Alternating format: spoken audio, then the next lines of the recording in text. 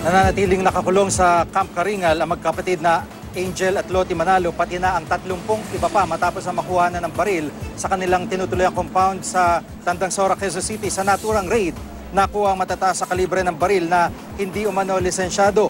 Ayon kay QCPD Director Chief Superintendent Guillermo Eleazar, humingi sila ng search warrant sa korte matapos magkaroon ng putukan sa pagitan ng mga gwardiya ng compound noong February 27. Pagpasok ng mga pulis kahapon sa compound, pinaputukan pa raw ang mga miyembro ng SWAT.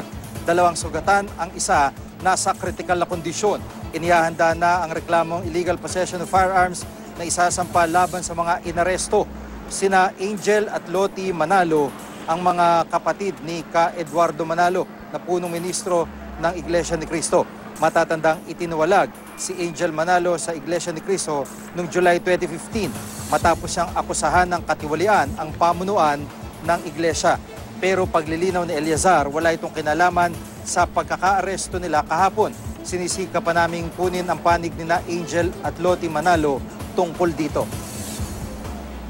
Hindi namin iniisip kung sino man sila doon, di ba?